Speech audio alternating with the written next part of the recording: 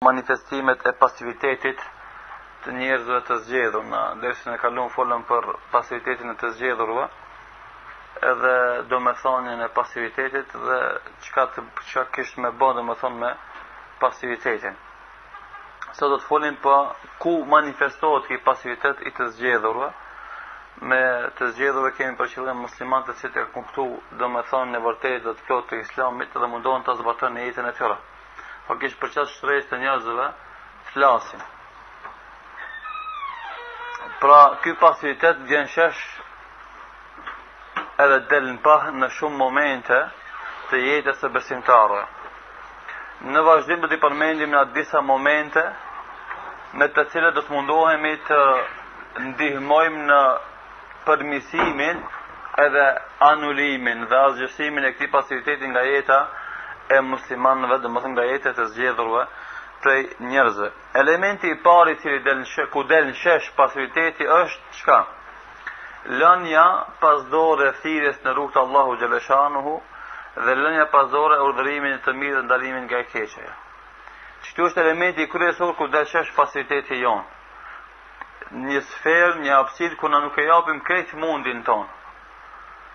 Kurse të zgjedhurit ton, faktikisht dallimi i umetit islam nga umetet tjera, nga popujt tjerë, del shesh më në këtë element.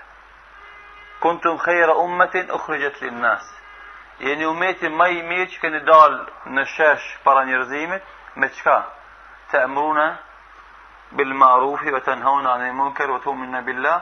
Urdhëroni të mirë, ndaloni nga të këqijat dhe besoni në Allahun subhanahu wa taala. Faktikisht kjo zgjedhje dhe ky veçim i umetit islam qenë kanë në bazë të urdhërimin e të mirë edhe ndalimin nga e keqja. Ose dallimi i njerëzve pasaj në vetë umetin gjithashtu bëhet me thirrje në fenë Allahut.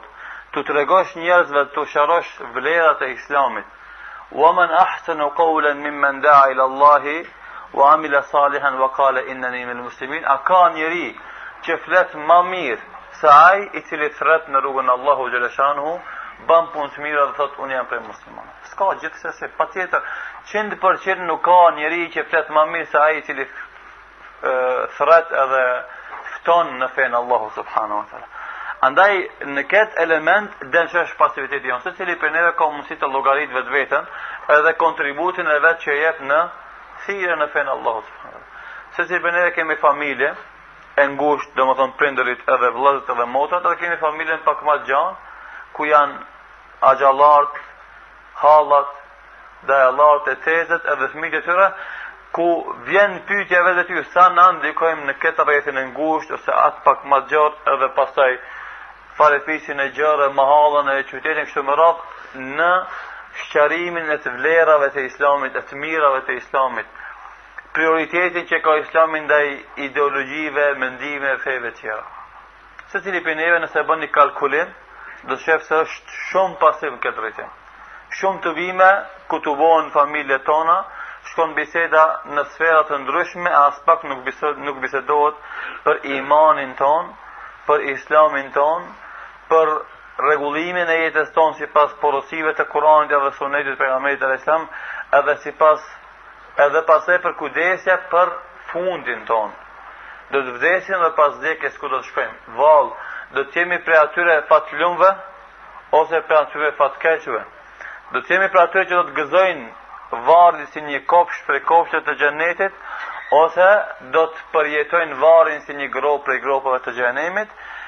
Me qenë se vetëm me këtë mjaftonte dhe përfundonte do të shkon shumë lehtë, por pas kësaj pastaj vallë do të jemi për atyre që do të përjetojnë gëzimin e hyrjes në xhenet, ose do të përjetojnë vuajtjet e mëdha në xhenem.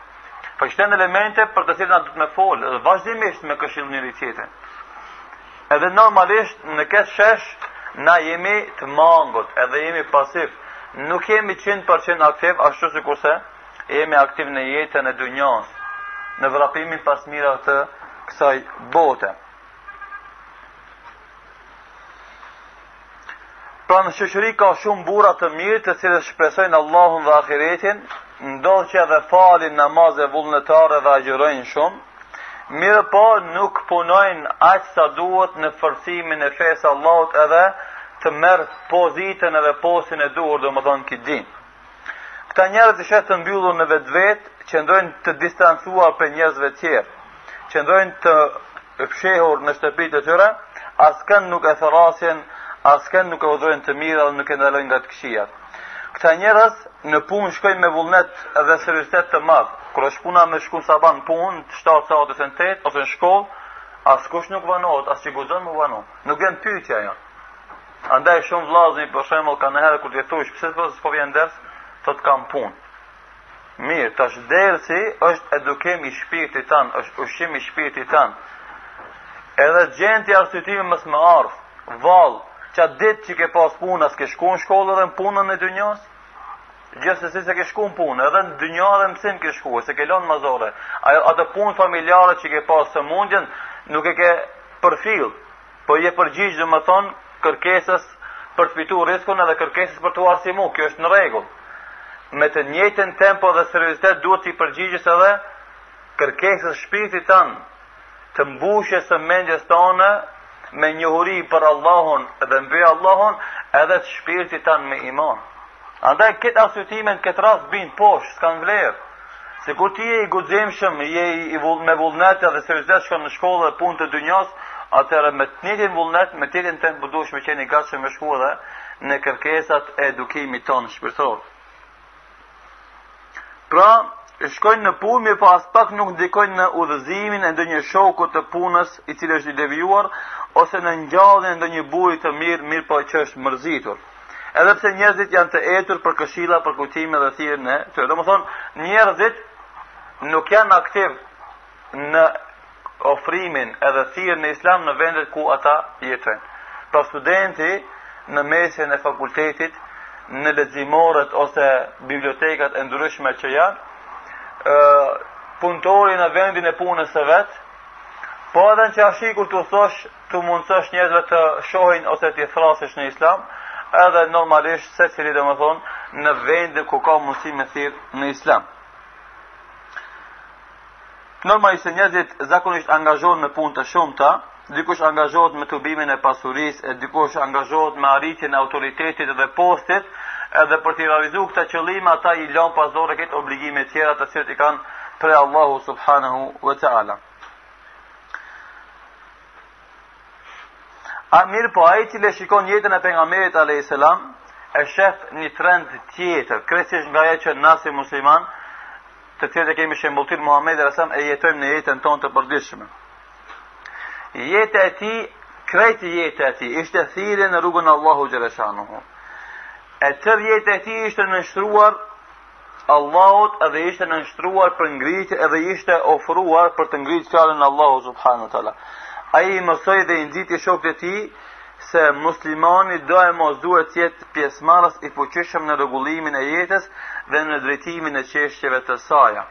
Andaj nëse na e shfletojmë biografinë e pejgamberit alayhis salam, do të shohim shumë elemente të aktivitetit të tij të pandal në ngritjen e vetdijes tek njerëzit që kanë qenë përreth. Shembull, e shohim aktivitetin e tij duke qëndruar në shpellën Hira, i vetmuar duke menduar për problemet e asaj popullate ku gjendeshte ai, domethënë Mekë. Edhe duke qëndruar net të gjata, i vjen shpallje, faktikisht i vjen Xhibril alayhis salam dhe ja fillon shpalljen e ajeteve të para Muhamedit alayhis salam. Domethënë, pastaj fillon zbritja e Kuranit, i cili ishte shumë e vështirë për të. Vështirësi e madhe që e përjetonte në fillim kur e shtrëngon Xhibril alayhis salam, po edhe pas, saqë ka prej sahabëve që tregojnë se kur i vinte shpallja e pejgamberit alayhis salam, nëse ishte në deveja gjunëzohej. Domethënë s'mundte me qëndru prej peshës së madhe. Ose nëse thotë pejgamberi se nuk kishte domethënë durët e tona në pretë dikujt, ja shtrëngon aq shumë sa që i thelloheshin në zalli. Domethënë rëndësia madhe fizike po edhe psiqike. Inna sanulqi alayka qawlan thaqila, na gjithsesi do të japim ty një fjalë të rëndë. Andaj kemanet është ka vështirësi, mirë po kërkon nëse ka seriozitet edhe përgjegjësi edhe punë, gjithsesi se del faqebardh me këtë emanet. Pastaj vutja prej pauzës, fillon shpallja një herë grosht, pastaj ndalet.